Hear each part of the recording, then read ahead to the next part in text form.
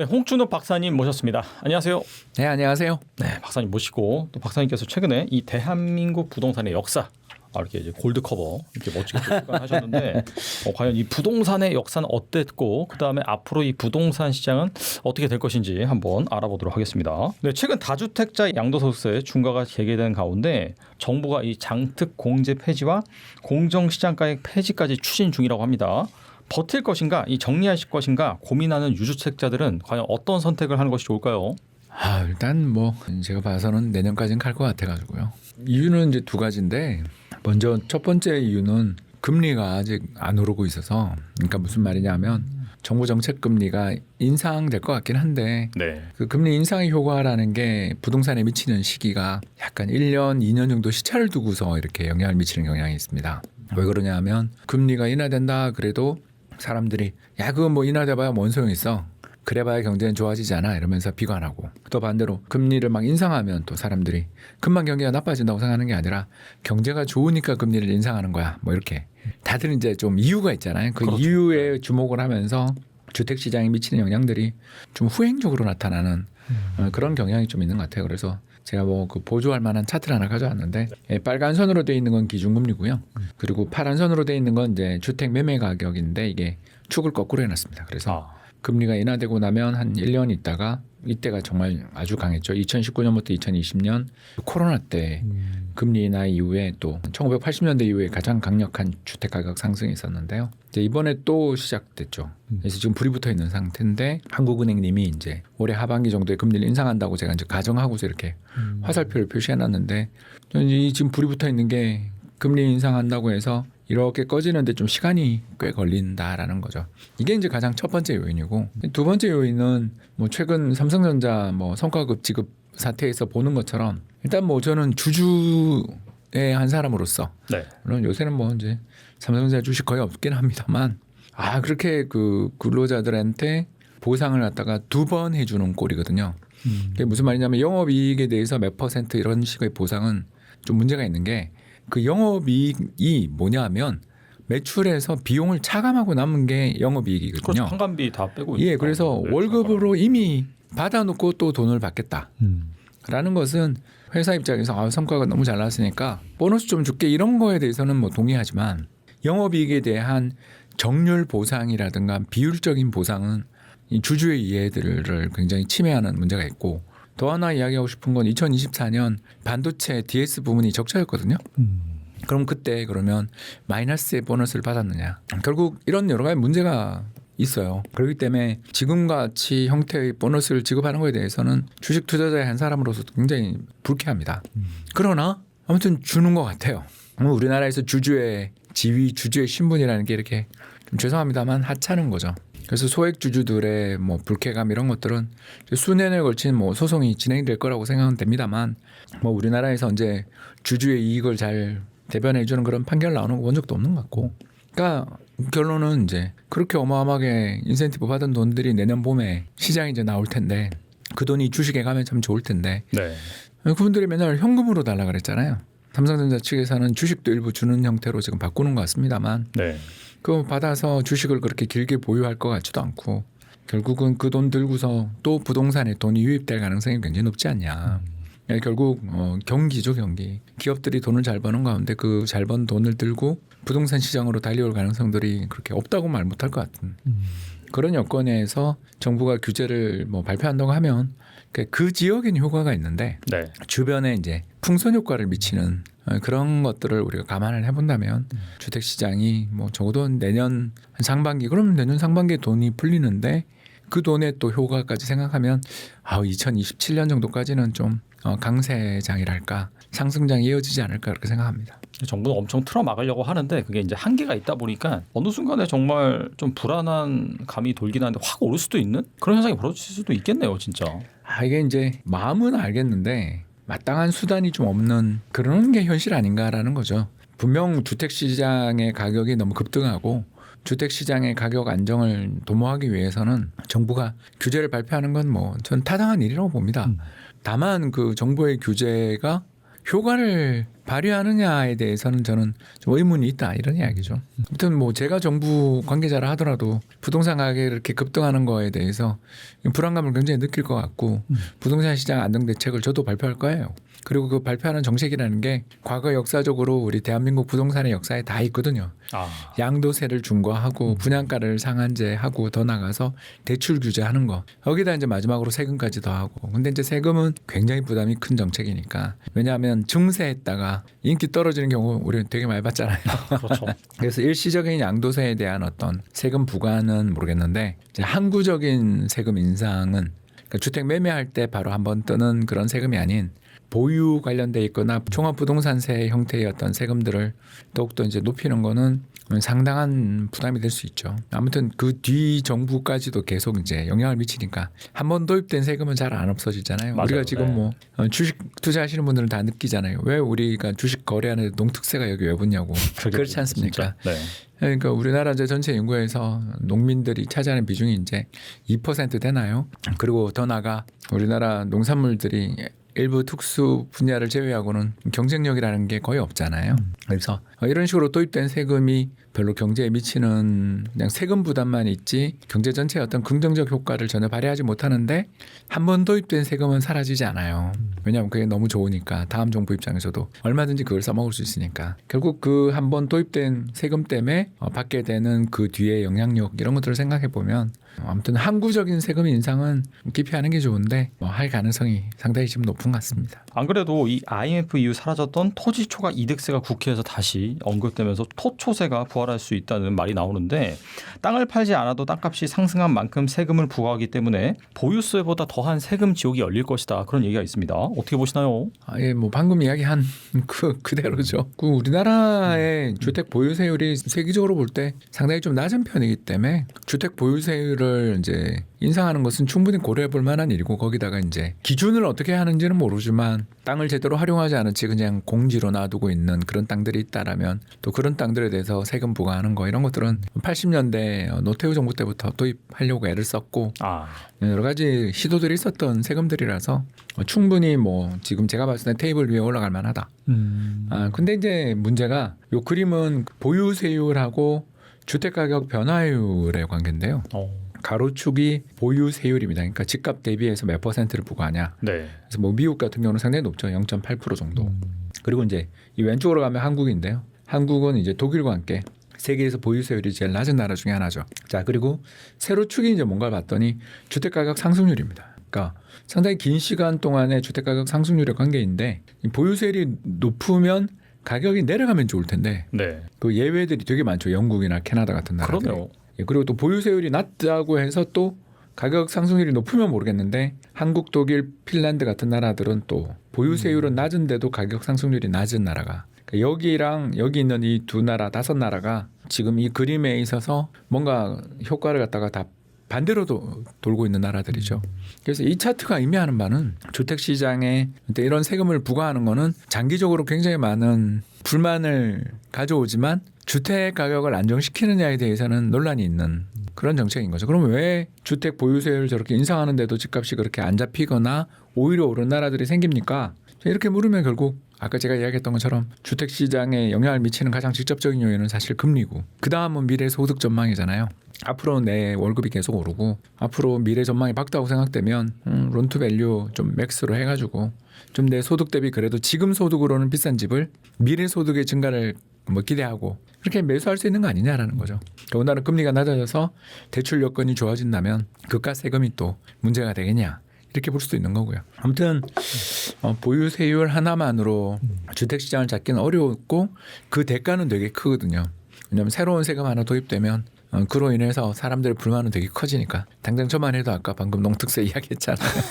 교육세도 그렇고요. 네. 그래서 인구는 주는데 교육세는 인하되는 거 전혀 없고 이런 식으로 엉망으로 이제 우리나라에서 세금이 한번 도입되면 이렇게 이상한 방향으로 가는 게 현실이니 새로운 세금 도입되는 거에 따른 부담은 큰 반면 시장에 미치는 영향은 당장은 크지 않다. 이렇게 좀 생각하고 있습니다. 또 시장에 이 공급 매물이 부족한 건 사실이다 보니까 공급 부족으로 집값이 장기적으로 무조건 오를 것이다 라는 주장도 많이 있습니다. 이 주장에 대해서 좀 어떻게 보시나요? 이게 뭐 그렇게 이야기하고 계시는 분들을 저는 하도 많이 만나가지고 근데 그분들 중에 2022년 주택가격 폭락하는 걸 맞추시는 분이 있는가? 그러니까 지금 앞으로 계속 갈 수밖에 없다라는 그런 단정적인 주장을 펼치는 분 중에 2022년 서울의 아파트 실거래가 20% 하락을 예측한 분이 있었는가? 우리는 미래 전망에 대해서 좀 겸손할 필요가 있다. 저는 뭐 기껏 해봐야 올해 내년 정도는 시장이 좀 좋아 보입니다. 그는 뭐 소득이 증가하고 금리가 내려간 상태에서 이제 막 오르려 그러기 때문에 효과가 지연돼서 그렇다. 이렇게 이제 전망을 했는데 앞으로 공급이 계속 부족할지 이걸 우리가 어떻게 하냐는 거죠. 그렇죠, 사실. 네. 왜냐하면 그 공급은 결국 정부 정책에 되게 많이 영향을 받는데 그러니까 수요는 금리가 좌우한다면 공급은 정부 정책이거든요. 그러면 정부 정책 특히 그 부족한 주택 공급을 늘리는 정부의 정책 중에 가장 쉬운 게 택지 개발이고 그 다음으로 해볼 수 있는 게 용적률 완화잖아요. 만약에 서울 지역에 있는 아파트 용적률을 일괄적으로 한 400%까지 인상해 준다. 그럼 당장 집값은 폭등하겠죠. 왜냐하면 재건축 재개발 주택들의 매력이 올라갈 테니까. 네. 대신에 이제 그게 4년이 됐든 10년이 됐든 들어오고 난 다음에는 지금 중국처럼 주택 시장이 장기 불황에 빠져들 가능성이 있지 않습니까? 그렇기 때문에 지금 당장 우리가 보고 있는 현실이 너무 주택 가격의 상승을 시사한다고 해서 영원히 오른다, 뭐 계속 간다 이런 이야기를 하는 것은 굉장히 좀 제가 봤을 때 위험한 전망이다. 이렇게 볼 수 있겠고요. 그냥 우리가 볼 수 있는 것은 지금 당장의 정부의 착공인데 착공이 그림의 파란 선인데요. 네. 아직도 플러스가 아닙니다. 아. 그래서 2, 3년 뒤에 입주잖아요. 지금의 착공이. 그렇기 때문에 2, 3년 안에 주택 시장에 대규모 입주는 없다라는 건 뭐 불을 보듯 뻔한 사실인데 대신에 이제 여기 정부의 한 칼이 하나 더 있거든요. 바로 뭐냐면 3기 신도시 착공이. 예, 그래서 이렇게 지금 파란 선이 올해부터 내년 내후년으로 할수록 이렇게 파란 선이 급격히 올라갈 가능성에 대해서 저는 충분히 가능성이 있지 않냐. 정부가 이 공공택지는 정부 마음이잖아요. 정부가 예산도 많이 집어넣고 거기다가 특히 국토 관련돼 있는 내년 예산안도 또 증액을 엄청 해주고 거기에 주택 시장에 또 가격을 인상하지 않도록 아주 저가의 주택 가격을 공급할 수 있도록 뭐 예를 들어서 지금 이번에 창릉 쪽에 20평대 중반 정도 되는 그런 주택들 보니까 한 6억 정도 전후로 분양가가 나오더라고요. 그러면 그 바로 옆이 은평구랑 마포인데 네. 거기 주택 가격이랑 비교해 보면 제가 봤을 때는 절반 값인 것 같거든요. 그러네요, 진짜. 예, 그러면 이제 그 물량이 나오면 그 입주가 쏟아지면 과연 버틸 수 있는가? 하남 교산도 6억에서 7억 정도로 보이는데 네. 거기도 이제 내년부터 분양 들어가거든요. 그러면 과연 옆에 있는 강동이나 위례 신도시는 괜찮은가? 하남은 또 괜찮은가? 우리가 이제 이런 걸 고민해봐야 되는데 이제 그런 이야기는 안 하면 좀 곤란하죠. 그래서 우리나라 정부가 2018년 9.13 대책으로 3기 신도시를 갖다가 이렇게 설정만 해놓고 택지를 제대로 조성을 안 하고 시간이 이렇게 많이 흘러서 무려 8년이라는 시간이 이제 흘렀는데 결국은 아무리 이제 정부가 적극성 없이 대책 없이 그냥 지적만 해놓고 내버려 두고 있다가 이제 막 개발하고 있는 중이라는 건 참 마음에 안 들지만 진작 좀 하지. 그랬으면 최근에 주택가격 상승은 상당히 막을 수 있었을 텐데 역대 정부들이 지금까지 일을 안 한 거니까 거기에 이제 물어봐야 되는 거고 이제 지금은 이제 분양이 나오기 시작했으니까 분양 물량들이 이제 쏟아지기 시작하니까 이게 내년 내후년으로 갈수록 계속 이제 착공은 늘어날 거고 그러고 나면 이게 물량이 한 28년 29년에는 입주가 있는 거 아닌가. 빠르면 내년부터도 입주 있는 데도 있고 그러면 주택 시장의 공급이 만성적인 부족이다라는 말은 성립되지 않는 거 아닌가 이렇게 생각합니다. 저도 그냥 공급이 없다 그렇게만 들었는데 말씀 들어보니까 앞으로 한 1년 후부터는 많이 나오네요. 그럴 수밖에 없는 게 뭐 지금 제가 이야기하면서 빠진 게 또 시흥 광명 택지 개발 지구도 또 있잖아요. 거기도 되게 크잖아요. 물론 이제 LH 사태가 난 그곳입니다만 아무튼 뭐 거기도 대규모 택지 개발이 지금 진행 중인 상황이니까 그래서 왕숙, 교산, 창릉 여기다가 시흥 광명 정도 되면 거의 제가 봤을 때는 1기 신도시급보다는 좁졌지만 웬만한 2기 신도시보다는 다 큰 것들이 들어오는데 그 입주 물량들이 쏟아지는 시기에는 분명히 그 주변 지역은 영향을 받지 않겠나. 저는 저는 그렇게 보는 거죠. 확실히 말씀 들어보니까 이 부동산의 역사를 잘 알아야지 그런 것들을 잘 확인할 수 있을 것 같습니다. 그래서 꼭 한번 이 대한민국의 부동산 역사 읽어보시면 좋을 것 같아요. 감사합니다. 그리고 이 부동산 정책 그 부분도 이 책에 잘 다뤄주셨는데 이 정책의 변화를 이 부동산 저점을 확인하는 지표로 삼을 수 있다라고 하셨습니다. 그렇다면은 현재 이 정부의 부동산 정책 양상을 봤을 때 이 집값의 저점은 대략 한 어느 정도 수준이라고 볼 수 있을까요? 2023년 3월이었죠. 그때 둔촌 주공 살리기. 아 그때 네, 그때 이제 3종 세트가 다 나왔죠. 이게 이제 제 책의 핵심인데요. 3종 세트가 뭐냐면 양도세 폐지. 그래서 우리나라는 주택을 사서 단기 매매하는 거에 대해서 굉장히 싫어하거든요. 그래서 샀다가 바로 파는 거에 대해서는 굉장히 많은 세금을 물리고 대신에 이제 장기 보유해서 그 집에서 그냥 그대로 그 사람이 보유하거나 살면 장기 보유 특별공제라는 장기 특공이라는 걸 해가지고 양도세를 거의 경감시켜 줍니다. 물론 이제 12억 이상 아파트에 해당되는 이야기이긴 합니다만 아무튼 그게 우리나라 정부의 정책인데, 그러니까 주택을 단타 치는 걸 굉장히 싫어하는 정책인데 그런 단타 치는 사람들이라도 와서 제발 집을 사달라라는 거니까 양도세 중과를 폐지하거나 양도세를 경감시켜주는 정책을 쓸 때는 일단 주택 시장이 굉장히 힘든 시기다 이렇게 볼 수 있겠고요. 이제 두 번째로 또 양도세에 못지않게 또 중요한 정책이 뭐냐면 건설사들도 살려줘야 되니까 그럼 건설사들을 살려주기 위해서 이제 어떤 정책을 펼치냐면 분양가 상한제를 철폐해 줍니다. 다 그렇죠.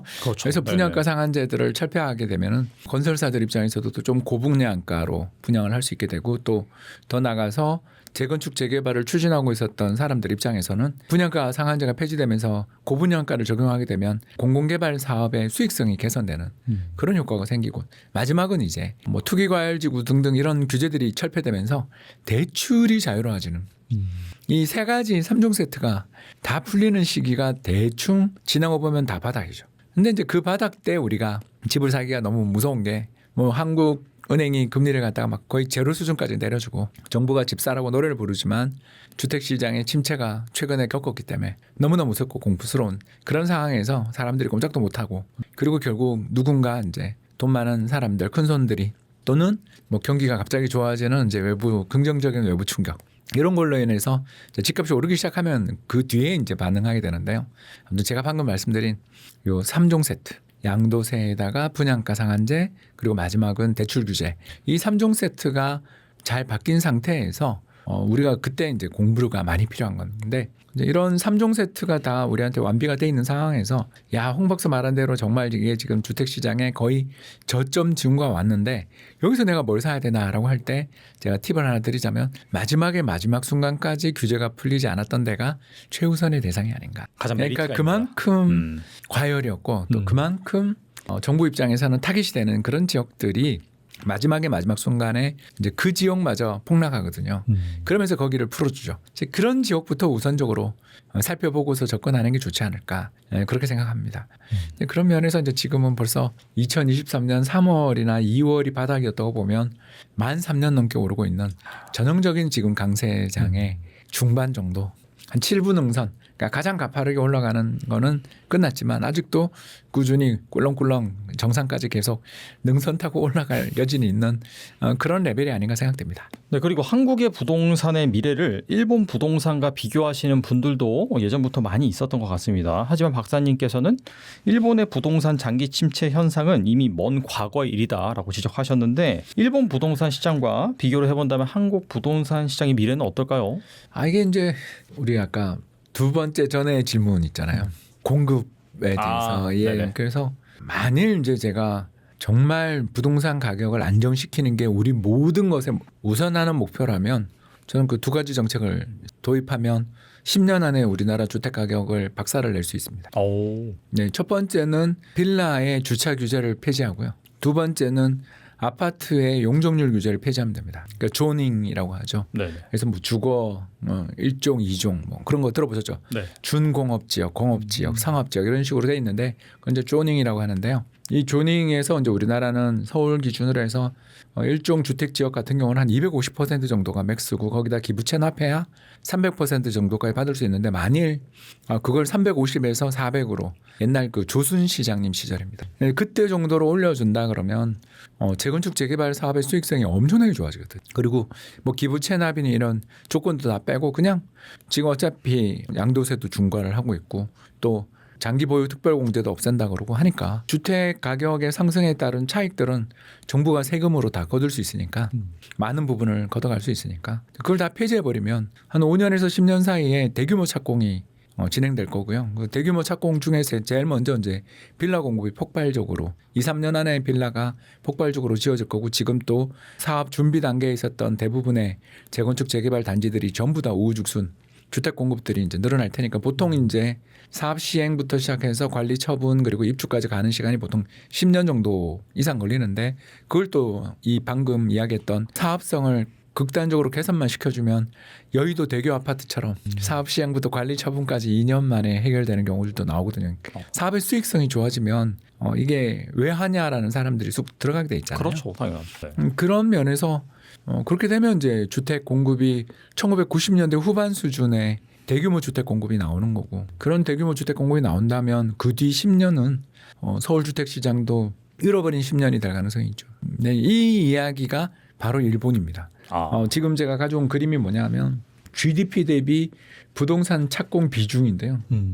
보시면 1980년대 후반부터 1990년대 중반까지 거의 10년 동안 GDP의 5에서 6%에 달하는 대규모 주택 공급을 했어요. 그러니까 집값이 빠질 수밖에 없는 거죠. 왜냐하면 이제 이때부터 지었던 집들이 계속 입주하고 있는데도 불구하고 이 정책의 기조가 바뀌지 않으면서 과잉 공급이 막 끝도 없이 이어진 거죠. 그렇게 돼서 이제 주택 시장이 붕괴되고 붕괴된 다음부터는 이제 주택 공급이 이전 1980년대에 비해서 지금 3분의 1 토막 내지는 반 토막 나 있는 상태에서 옆으로 기어가고 있는 걸 볼 수 있습니다. 자 그러면 최근에는 어느 나라가 제일 위험한가? 바로 중국이죠. 여기는 중국은 GDP의 무려 10% 그러니까 일본 대비 거의 2배에 달하는 어마어마한 주택 공급을 2010년부터 2022년까지 했어요. 그러니까 이 물량들이 지금 쏟아지고 있는 거거든요. 그러니 이제 주택 시장이 살아나기가 지금 어려운 여건에 처해 있죠. 그래서 일본처럼 잃어버린 10년 뒤에 급격한 이 구조조정 그리고 이제 아베노믹스에서 살아났지만 여기도 일단 이게 이전 수준으로까지 이게 더 떨어져야 주택 공급이 더 떨어져야만 여기가 살아나는 거죠. 그러면 이때 들어왔던 물량들이 계속 영향을 미치는 한 10년, 20년 정도의 시간. 그래서 지금 최근 중국 부동산 시장이 만 5년째죠. 박살나고 있는 이유가 이런 데 있는 거거든요. 따라서 우리가 만일 그런 어마어마한 주택 공급을 해버린다면 우리도 그렇게 된다. 근데 제가 이야기했던 정책을 실행할 가능성은 거의 없잖아요. 사회적 문제가 커지니까 나중에 커지는 것도 있겠지만 정치적인 부담도 엄청 큰 정책이죠. 당장은 재건축 재개발의 수익성을 개선시키면서 당장은 오히려 집값을 더욱더 폭등시킬 가능성이 있지 않습니까? 갑자기 용적률 상향 조정의 혜택을 받게 되는 순간 사람들 받은 데는 단지들은 너무너무 좋지만 못 받고 이미 사업을 시행하고 있는 단지들 입장에서는 엄청난 불평등이라고 느끼겠죠. 부당하다 이렇게 느끼지 않겠습니까? 그렇겠네요, 훨씬. 예, 이제 이런 여러 가지 문제들이 있기 때문에 할 수 있겠냐.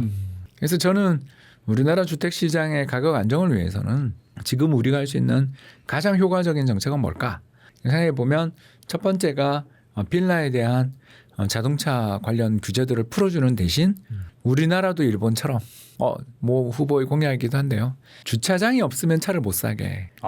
예, 그 일본이 그렇게 하고 있죠. 물론 이제 일본처럼 바로 그렇게 하기보다는 정부가 이제 공공 주차장들을 많이 확보해서 거기다가 차를 갖다가 좀 싸게 저렴하게 이제 그 주차를 할 수 있는 공간들을 준다든가 하는 식으로 정책을 유도하면서 지금 빌라 주택 공급이 완전히 그냥 거의 급감한 상태인데 거기를 좀 살리는 게 일단 주택난을 해결하는 첫 번째 방법이고 두 번째 방법은 3기 신도시 택지 개발은 이미 거의 다 완료됐으니까 정부 돈만 충분히 정부가 재정 적자를 강하게 무릅쓰고 LH공사 증자해 줘가지고 그 돈만 많이 하면 평당 2천만 원대라고 불가능하진 않죠. 그리고 평당 2천만 원대의 아파트가 고양 창릉, 남양주 왕숙 그리고 광명 시흥, 하남 교산에서 매년 한 10만 원씩 분양한다.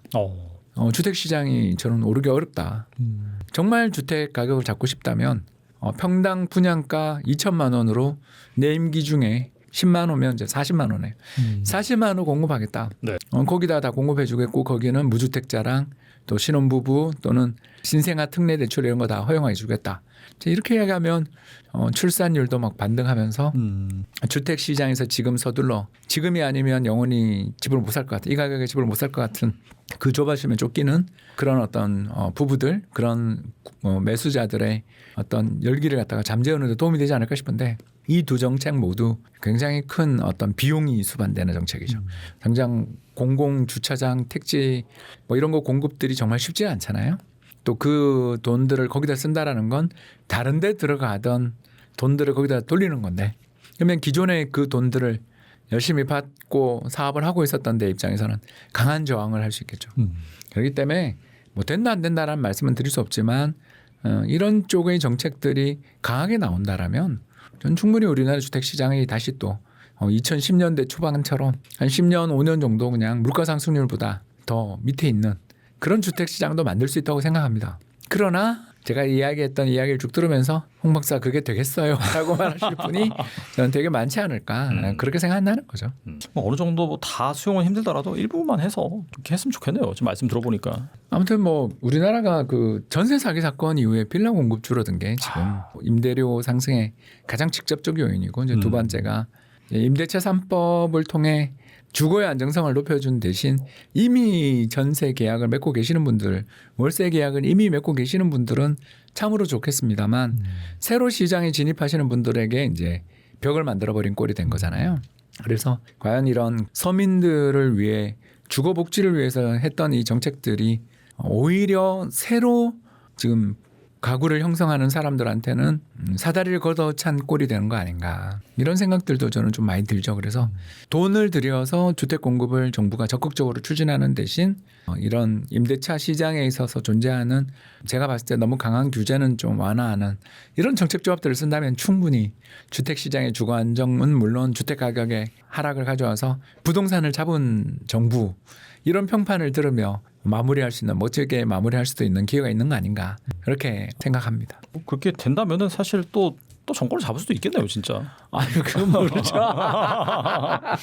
우리나라가 우리 국민들이 어떤 한 세력이랄까 한 집단의 독주를 굉장히 싫어하는 나라라서 이게 참 제가 2015년 전후에서 국민연금 있었는데 그때 다들 우리 분위기들을 보면 막 박근혜 정부 다음에는 또 그쪽 내에서 또 될 것 같고 막 그랬었는데 지나고 생각하니까 그다음 문재인 정부 그리고 또 문재인 정부가 그때 나름 경제 성과가 나쁘진 않았잖아요. 물론 주택 시장이 이제 그렇게 되는 바람에 인기는 없었습니다만 경제 성과는 사실 괜찮았잖아요.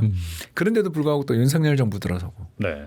이런 나라라서 정부가 초조해하는 마음은 저는 알 것 같아요. 자기 임기 중에 우리 임기 중에 5년 안에 승부를 봐야 된다라는. 그래야만 뭔가 이렇게 지지를 계속 이어갈 수 있고 그 마음은 제가 알겠는데 그 마음에 이제 첫 번째 조바심 나는 그 답답한 마음에 규제를 강화하는 거는 제가 이해한다. 근데 거기서 끝나면 못 잡는 거죠. 왜냐하면 경제 펀더멘탈이 저금리의 수출 호황인데 집값을 어떻게 잡아요? 그러면 이제 여기서 한 발 더 나가서 그럼 불황이 오라고 기대할 수는 없는 거니까 공급을 좀 잘 건드리는 슬기롭게 공급을 늘려가는 그런 정책들을 쓰면 좋지 않을까 생각한다는 거죠. 그리고 다주택자 양도세 중과 이후 매물이 감소하면서 앞으로 집을 사고 싶어도 못 사는 시대가 올 것이다. 그런 전망도 있습니다. 여기 대해서 어떻게 보세요? 아까도 잠깐 설명하다 말았는데 규제가 되게 촘촘해요. 그러면 이게 참 매매가 안 되거든요. 근데 경제 전체는 정부의 정책이 효과를 발휘한 데다가 또 글로벌 환경도 운이 따라서 주식 가격이 아무튼 저렇게 올랐잖아요.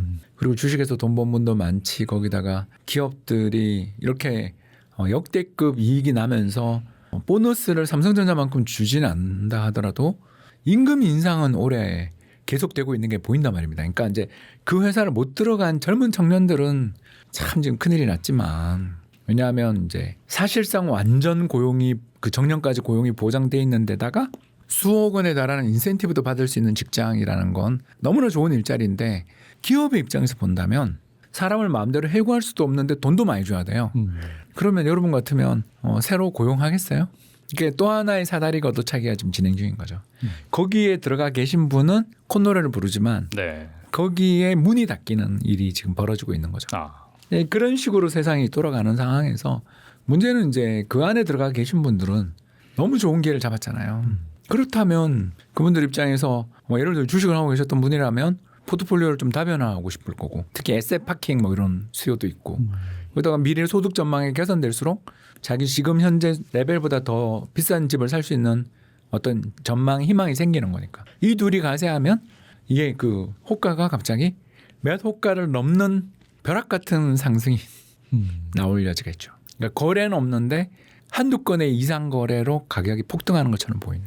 그러니까 이런 식의 거래가 나올 여지가 있지 않나. 그러니까 시장이 굉장히 비효율적으로 바뀌는 거죠. 그러니까 이 가격이 진짜 가격인지도 모르겠고 이게 말이 돼 싶은데 계약은 정말 정상 거래고 막 이런 일들이 벌어지지 않을까. 그런 부분이 좀 걱정되는 거죠. 그게 나오면 또 이제 막 신고가 쳤다고 또 기사에 또 이렇게 나오고 하면 하면은 이제 또 옆 동네까지 또 그렇죠. 이상 거래가 또 생길 수도 있고. 아무튼 제 입장에서는 규제를 강화한 마음은 알지만 공급이나 이쪽에서 이렇게 뭔가를 숨통을 못 터주는 상황에서 규제만으로는 막기가 좀 한계가 있는 게 아니냐.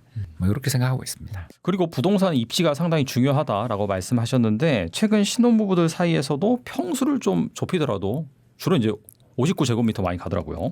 입지가 조금이라도 더 좋은 곳을 택한다고 합니다. 보시기에 어느 곳에 아파트가 있기인지 궁금하네요. 원래 토지거래 허가구역이 제일 넓게까지 해제 안 됐던 데가 제일 좋은 자리입니다. 아까 이야기했던 그거고요. 네네. 그래서 뭐 여의도, 목동, 청담, 잠실 뭐 이런 데죠. 이런 지역들이 이제 대표적으로 우리나라에서 가장 좋은 입지라고 저는 생각되는데요. 문제는 이제 그게 가격이 너무 비싸니까 아무리 평형을 좀 줄이는 방향으로 가더라도 살 수 없는 그런 요건에 처해 있는 분들한테 대안이 되는 지역으로 떠오르는 곳이 하남 아니면 구리를 비롯한 서울의 동쪽 지역 그리고 동탄을 비롯한 화성시 인근 지역들이 가장 좀 중요한 타겟이 되는 것 같은데요. 그렇게 이제 타겟이 되는 이유는 먼저 동탄은 GTX가 올해 이제 드디어 삼성역 무정차 합니다만 GTX A 라인이 완전 개통됩니다. 물론 이제 고양 창릉역이랑 삼성역 개통까지는 시간이 좀 남아 있습니다만 그렇다 하더라도 서울의 가장 핵심적인 어떤 업무 지역인 광화문과 삼성 강남 쪽을 갖다가 역 한 번으로 연결해 준다라는 측면에서 볼 때 거의 최고의 라인이라고 볼 수 있겠고요. 그 최고의 라인이 개통되어서 서울 강북 쪽으로의 접근성까지 그렇게 굉장히 좋아진다라는 점을 생각하면 일단 동탄 쪽이 상당히 비전이 있다. 그리고 여기는 토지거래 허가구역도 아니니까요. 그리고 뭐 다들 이야기하시는 것처럼 SK 하이닉스랑 삼성전자 셔틀버스들도 많이 오니까 여기 충분히 가능하다. 그리고 이제 동쪽에 하남은 이제 토지거래 허가구역이니까 상대적으로 이제 조금 가격의 상승이 좀 눌려 있는 부분이 있습니다만 강 건너 구리랑 남양주도 지금 상당히 매력 있는 게 거기 8호선이 이미 개통돼 있어서 그래서 우리나라에서 지금 가장 통행량이랄까요 사람들의 그 유동 인구의 폭 증가 이런 것들이 가장 많은 곳이 서울역과 잠실입니다. 이게 1, 2등인데요. 서울역은 GTX-A 효과고요. 그리고 잠실은 8호선 죄송합니다. 구리 남양주 연장 구간이 개통된 게 굉장히 큰 영향을 미치지 않나 생각하거든요. 그렇다면 예를 들어서 구리나 남양주에서 네. 전철 타고서 한 20분만 가면 잠실 그리고 잠실역에서는 2호선 환승이 가능하니까 충분히 이 강남 지역으로의 접근성들이 굉장히 강화된 측면에서 이 두 지역이 지금 현재로서는 가장 좀 매력 있는 지역이다 이렇게 볼 수 있겠습니다. 또 규제에도 벗어나 있고요. 아무래도 그렇다면 경기도를 주목하시는 분들 같은 경우에도 방금 말씀하신 구리나 남양주, 뭐 하남 이런 쪽을 좀 잘 봐야 된다라고 볼 수 있겠네요. 그러면 그렇습니다. 그렇다면 목돈 한 1, 2억 정도 있는 무주택자인데 지금처럼 전세기를 구하기 어려운 상황에서는 좀 어떻게 해야 될까요? 마음 아프지만 뭐 네. 빌라 월세가 최대의 지금 굉장히 상대적으로 매력이 있고 그리고 전세는 정말 무서운 경험을 했잖아요. 그래서 네네. 이제 빌라 월세가 현실적으로 가장 유력한 선택지가 아니겠나라고밖에 말씀을 못 드리겠습니다. 왜 이걸 갖고 제가 갭 투자하라는 말을 차마 못하냐 하면 아시는 것처럼 주택 가격과 전세 가격의 차이가 좁은 집들, 그 갭이 적다고 할 수 있는 그런 집들일수록 미래 전망이 별로 안 좋아서 갭이 적은 거예요. 근데 신혼부부이고 또 무주택자시라면 미래의 성장 가능성들을 측정할 능력이랄까 경험이 좀 부족하시잖아요. 여기가 정말 비전이 있는지 아닌지를 어떻게 합니까? 좀 살아봐야 하는 거고 경험을 해봐야 하는 거고 주변 사람이 돈 버는 거 보면서 나도 공부해서 하는 건데 그냥 여기는 갭 1억으로 살 수 있어 이렇게 사는 게 우리 지난 2021년 갭 투자 장세 이후에 그다음에 어떤 일들이 벌어졌는지 우리 많이 봤잖아요. 특히 수도권 2기 비인기 지역 신도시들의 가격이 지금 2021년 가격을 회복한 지역이 거의 없잖아요.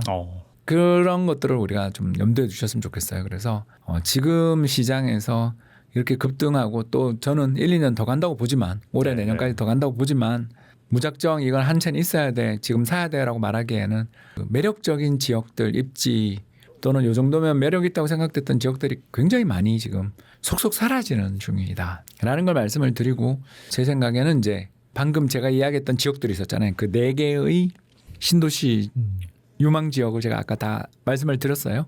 그러면 그 4개의 유망 지역에 아파트나 빌라에 월세로 거주를 하시면서 그 지역에 공급되는 물량들이 있거든요. 가장 우리 대표적인 사례 하나만 이야기하면 우리 과천에 사시던 분들이 전세로 과천에 사시는 분들이 과천이 전부 다 신축밭이 되는 과정에서 청약에 성공했다는 이야기 들으시는 거 꽤 많이 보셨을 겁니다. 그래서 저는 우리 정부가 제 이 방송을 보고서 제발 좀 3기 신도시의 착공을 서두르고 더욱더 값싼 분양가로 제공해 줄 거라고 저는 믿고 있기 때문에 방금 이야기했던 그 4지역의 전세 내지는 월세로 그러니까 전세가 무서우시다면 월세로 그 지역에 거주하시면서 청약을 노리시는 전략이 현재로서 제일 유망하지 않나 생각합니다. 부동산을 직접 사고 팔지 않아도 리츠 ETF를 통해 부동산 투자 수익을 얻을 수 있다라고 하셨는데 이 책에도 이 리츠 투자 방법이 나와 있는 걸로 알고 있습니다. 예. 그렇다면 지금 주목하면 좋은 리츠 ETF는 뭐가 있을까요? 이게 VNQ라고 네.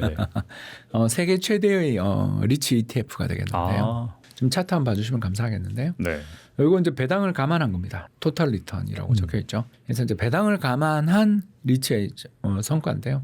그림에서 나와 있는 바와 같이 서울 아파트보다 시세가 훨씬 더 강하게 오르고 있고요. 또 서울 아파트가 보유세 또는 양도세, 취득세, 등록세 같은 각종 세금의 부담을 크게 쥐고 있다는 점을 생각하면 사실 블룸버그 리츠 지수는 이제 배당에 관련된 세금 정도를 제외하고는 이게 그냥 우리가 보유하면 또 양도세도 안 내니까 여기는 미국의 주식 양도세는 250만 원까지 공제된 다음에 거기 22%입니다만 우리 자주 매매 안 하니까 그렇죠. 이거 그냥 들고 계시면 상당히 좀 괜찮은 매력적인 자산이 아닌가 생각되고요. 우리나라는 주거용 리츠가 없습니다. 그러니까 아파트 한 동을 통째로 싸가지고 그거를 임대를 놓고 그거에 나온 수익을 가지고 고객들한테 배당해주는 그런 게 이제 부동산 리츠잖아요. 그렇죠. 네. 근데 우리나라에는 그런 주거용 부동산 리츠가 없습니다. 대부분 이번에 뭐 문제가 된 JR 리츠 이런 거 보면 유럽에 투자하고 있고 또 뭐 신한 리츠 예를 들어서 롯데 리츠, SK 리츠 등등 보면 다 사옥이거나 각종 관련돼 있는 수처리 시설들 이런 쪽입니다. 그러니까 상업용 부동산 내지 오피스 그리고 물류센터, 하수처리 시설, 정화 시설 이런 거에 대한 투자들이라서 우리가 알고 있는 주거용 부동산하고 거리가 좀 많이 있습니다. 따라서 그런 주거용 부동산에 대한 투자를 하고 싶은데 소액으로 하고 싶은 분들한테는 미국의 이 리츠라는 건 정말 구원의 동아줄이다. 그리고 이걸 내가 보유하고 이 주식을 늘려나가면 한국 주택시장에서의 가격 상승에 속타는 걸 좀 덜 수 있죠. 왜냐하면 내가 여기 투자해서 더 높은 수익을 얻으면 되고 또 나는 미국의 부동산 지분을 가지고 있는 거니까. 그리고 미국 부동산이랑 한국 부동산은 결과적으로는 같이 가는 거니까.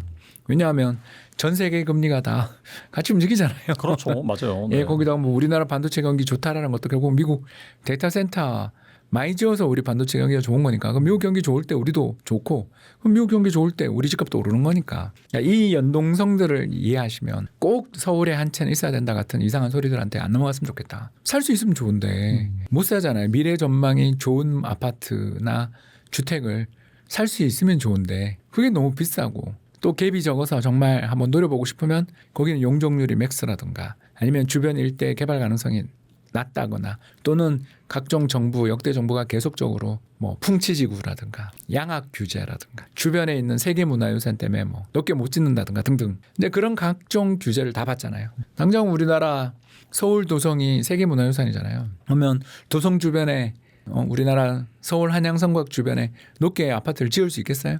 근데 그런 거 못 짓는데 거기다가 막 싸다고 과연 우리가 이제 투자를 하는 게 상당히 고수의 영역이라는 거죠.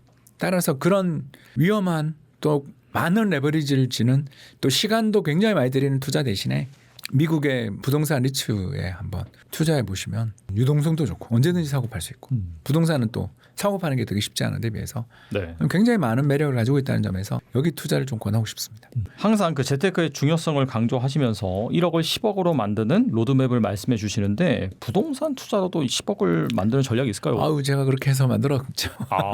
네네.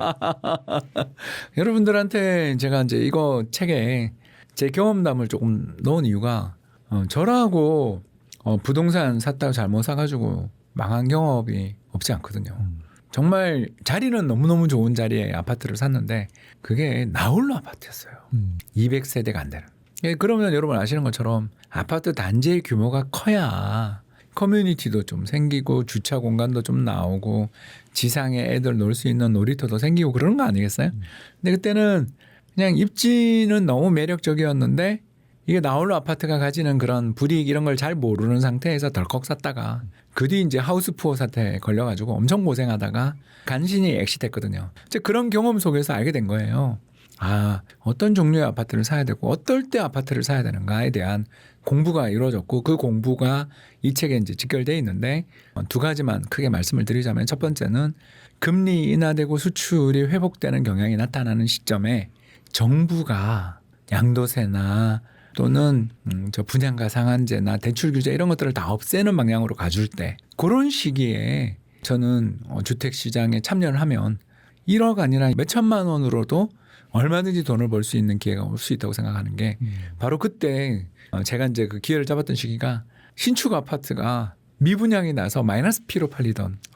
그러니까 무슨 말이냐 하면 그 일반 분양은 1차에서 다 안 되고 선순위 그게 안 되고 계속 이제 줍줍이 나오고 있는 상황에서 기존 그 땅을 가지고 계시던 분들의 이제 지주라고 볼 수 있겠죠. 그 토지 보유자들이 가지고 있는 입주권이 지금 시장에서 분양가보다 싸게 나오. 그게 말이 안 되거든요. 말이 안 되죠. 왜냐하면 그때 살고 계시던 분들이 받는 아파트는 RR일 가능성이 높잖아요. 로얄층 로얄동일 가능성이 굉장히 높고 더 나아가서 그분들은 또 건설사나 이런 데서 다 서비스가 들어가서 전 방에 다 공짜로 예를 들어서 시스템 에어컨이 들어가 있다든가 이런 차별화되어 있는 디자인까지 다 돼 있는데도 불구하고 일반 분양가보다 싸게 마이너스 프리미엄으로 막 나오는 경우들도 있고 그렇거든요. 그런 시기들은 또 정부가 대출 규제를 완화해 줄 때이기 때문에 소액의 자산만으로도 얼마든지 집을 살 수 있고 그때 이제 제가 그 했던 가격이 대략 한 5억대 후반 정도에 이제 그걸 잡았는데 얼마 전에 이제 동네를 갔는데 2배가 뭡니까? 3배 정도? 저는 이제 그 사이에 이제 또 다른 데로 이사를 했는데 네. 그 모습을 보면서 너무나 놀랐던 기억이 있습니다. 만약 그 분양받아서 계속 살고 있었으면 10억 벌었겠죠. 물론 이제 저는 그 사이에 또 한번 갈아탔는데요. 이 사례를 좀 말씀드리고 싶어요.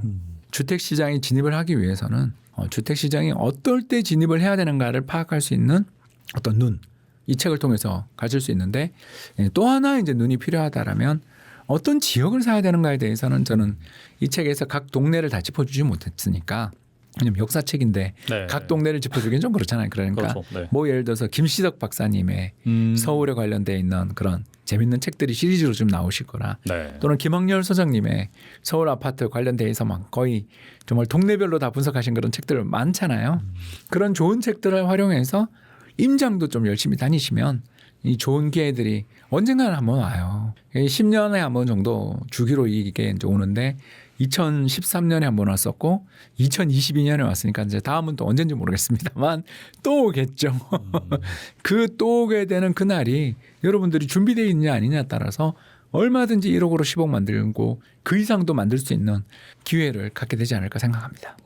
네, 오늘 나와주셔서 정말 좋은 말씀 많이 해주셨는데 끝으로 이 대한민국 부동산의 역사 또 어떤 내용인지 어떤 분들이 읽으면 좋을까요?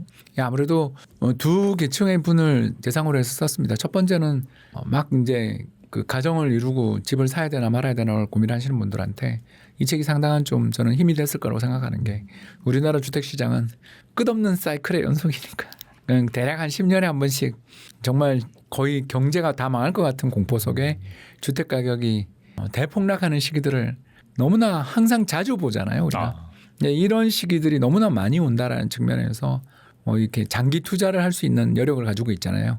지금 막 가정을 꾸리거나 또 결혼한 지 몇 년 안 되셨고 두 부부가 또 적극적으로 저축을 하고 계시는 분들은 시간은 나의 편이니까 충분히 그런 것들을 갖다가 공부해 볼 수 있는 것 같고요. 이제 두 번째는 가진 건 집 한 채뿐인데 언제 잘 팔아서 노후를 잘 설계해야 되느냐를 고민하시는 이제 제 또래 분들이겠죠. 그죠? 5학년 이라고 저희들이 부르는 5학년 6학년들 5060 세대분들이 또 이 책을 통해서 잘 엑시트하시고 그리고 그 돈을 활용해서 노후를 현금 흐름들을 좀 잘 만들어내면 참 좋지 않을까 그런 생각이 들었습니다. 네, 이 부동산 시장 정말 영원히 오를 것 같다는 여기저기 말이 들리지만은 이 박사님 말씀하신 이 부동산의 역사를 잘 보다 보면은 또 언제가 고점 부근이고 언제가 저점 부근인지 잘 알 거라고 생각이 되고요. 그렇기 때문에 꼭 한번 무주택자라든지 유주택자 분들까지도 한번 읽어보시면 좋을 것 같습니다. 네, 지금까지 홍춘욱 박사님 좋은 말씀 감사합니다. 감사합니다.